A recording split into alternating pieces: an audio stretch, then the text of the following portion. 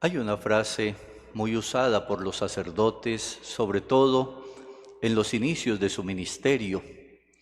Sacerdote, celebra esta misa como si fuera la primera, la única y la última. Es una frase bella, pero es una frase a la que le falta mucho por explicar, porque el sacerdote recorre un camino largo y solo cuando está celebrando su última misa sabe que se parece muy poco a la primera, no en su contenido ni en su realidad, sino en el modo subjetivo como el sacerdote ya mayor afronta la celebración de su Eucaristía. Quizás la primera Eucaristía estuvo tan llena de esos deseos de brillar que ni nos dimos cuenta del gran misterio que allí sucedía, preocupados por la estola, por el ornamento, por si cantábamos bien o no cantábamos bien, por si la homilía sería precisa y elogiada o no. Esa es la primera misa, llena de muchos deseos de brillar y de impactar.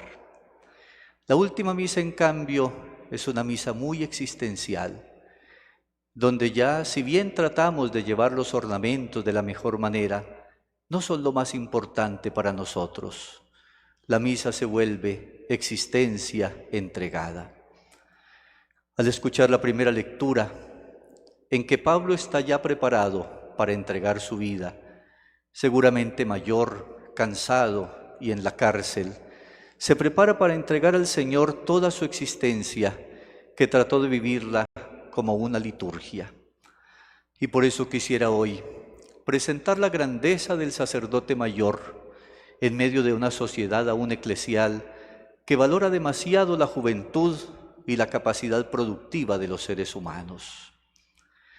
Todo sacerdote que sabe madurar, sabe dejar una etapa para iniciar con cariño la otra, con las luces y sombras que cada etapa de la existencia trae.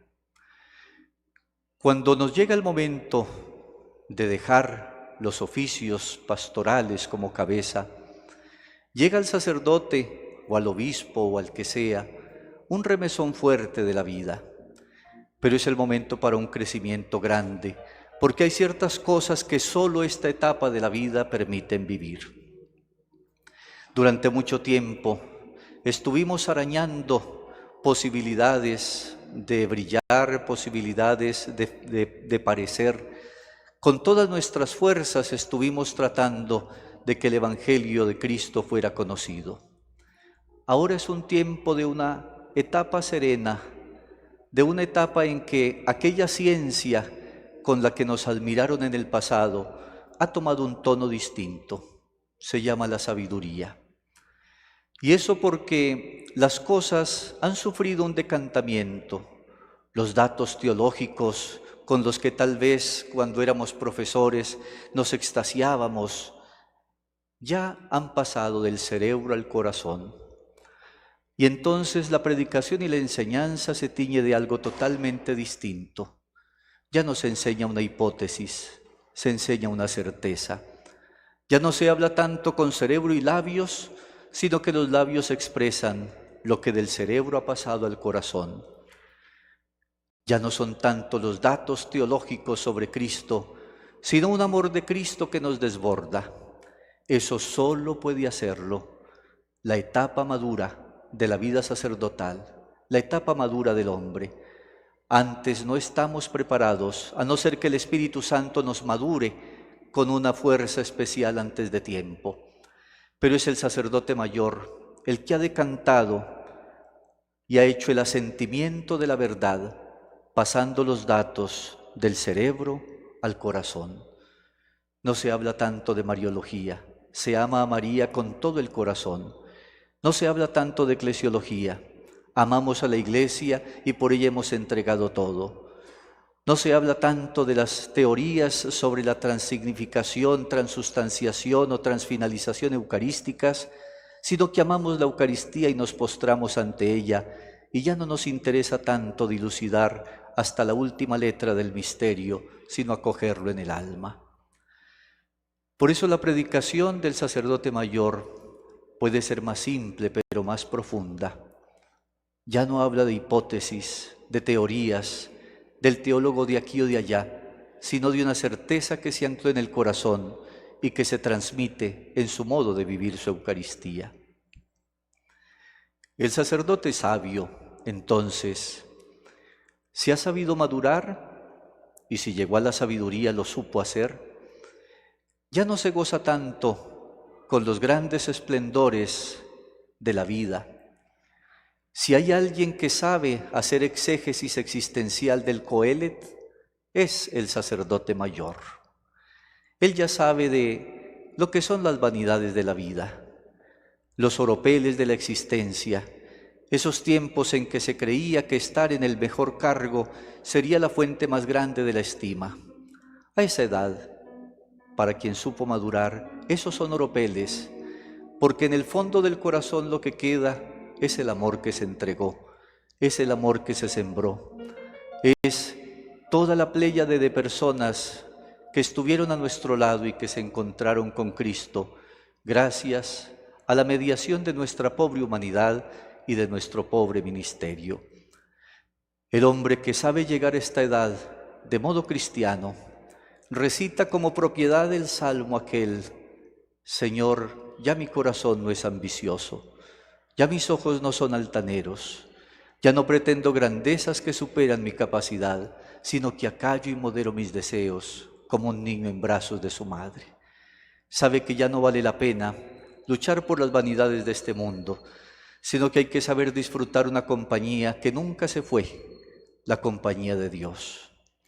Por eso el sacerdote mayor, a veces más que el joven, con sencillez desgrana su rosario, con sencillez sigue recitando los 1000 Jesús, con sencillez sigue diciendo sus oraciones, porque sabe que muchos se han ido, que muchas cosas se han derrumbado, pero que ese Señor que es la esencia de su vida ha permanecido allí, inamovible, aguardándolo muchas veces, abrazándolo siempre, y esa es la gran riqueza de la sabiduría del sacerdote.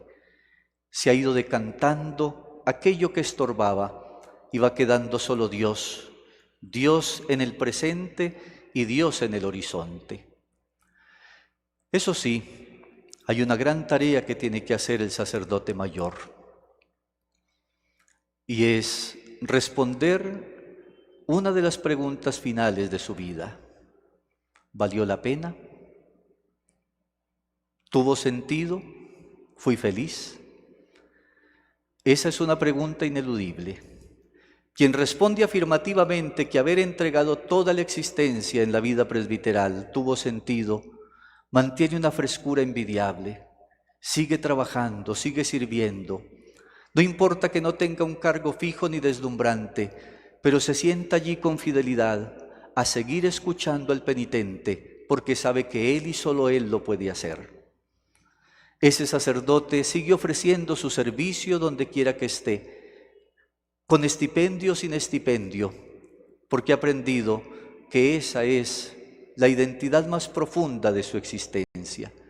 Pero eso solo lo hace el sacerdote que al final de su ministerio entiende que eso lo hizo feliz y que se le puede quitar cualquier cosa, menos la alegría de seguir entregando a Cristo en los sacramentos o en la escucha sencilla o en esa amistad sincera que han conservado por todas partes.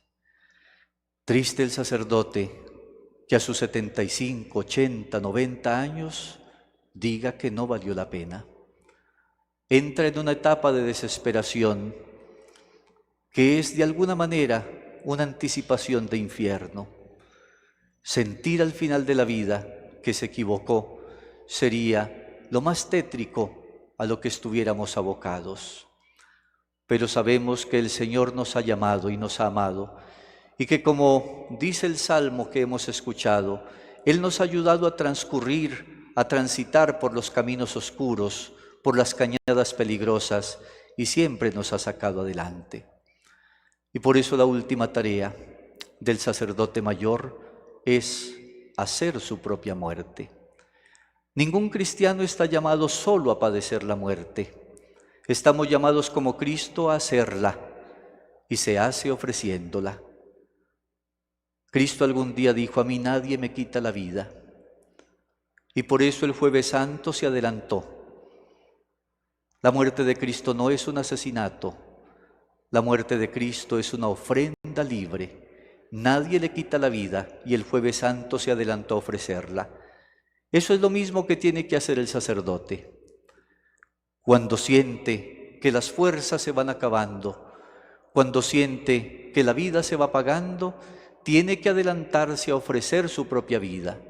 Ya ha vivido pequeñas muertes en todas las renuncias que ha hecho en su existencia, y ahora es el momento de, como Cristo, decir: ofrezco lo que me queda, ofrezco lo que me resta de fuerzas en honor del Señor. No padezco la muerte, unido a mi Señor y con Él la ofrezco.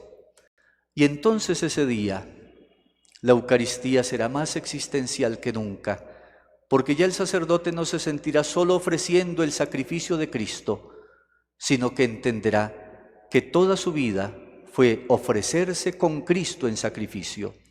Pero de eso es más consciente el sacerdote mayor, de que ya su vida es la última ofrenda, y no por eso la menos valiosa, quizás la más valiosa. Por eso, aunque la última Eucaristía no sea tan esplendorosa como la primera, es la más profunda, es la más vital, es la más existencial, porque es ofrecerse con el amor de los amores por la salvación del mundo. Todo eso vivió nuestro querido hermano Óscar, presbítero. Se entregó por larguísimos años, estudió en prestigiosas universidades, se gastó sirviendo donde quiera que los obispos le pidieron el servicio de hacerlo. Al final supo estar sin cargos, pero no por eso dejando de servir donde se le solicitaba. Seguía promoviendo la belleza de la liturgia y la belleza del arte como modos de seguir predicando el Evangelio. Seguía siendo un hombre buscador de la verdad, pero esa verdad decantada en sabiduría. Y esa belleza de los edificios y esa belleza del culto, entendida ya desde ese punto de vista metafísico, donde esa belleza no es más que el esplendor de la bondad y de la verdad que proceden de Dios. Seguramente esperamos que, después de purificar sus pecados como todo ser humano, pasará a la derecha del Señor, porque también Él supo entregar sus bienes para que el Evangelio de Cristo siguiera su marcha, porque también muchas personas se quedaron a su lado al contemplar la bondad de su corazón. Que la Virgen Santa, que Nuestra Señora, que recibió a todos los sacerdotes del mundo en el misterio de la cruz del Gólgota, lo acoja también. Ella, que es la Madre Santa, lo conduzca hasta la presencia de su Hijo Jesús, para que, juzgado ante la presencia del sumo sacerdote, reciba la misericordia de aquel que conoce las intenciones más profundas de nuestro corazón. Porque al final de nuestra vida tenemos que reconocer humildemente que nos habremos equivocado, pero nuestro consuelo será en muchas ocasiones saber que si lo hicimos, estábamos o teníamos en general las mejores intenciones de nuestra vida. A la familia del Padre Óscar, gracias por haberlo entregado durante toda su existencia al servicio de la Iglesia y particularmente de esta diócesis de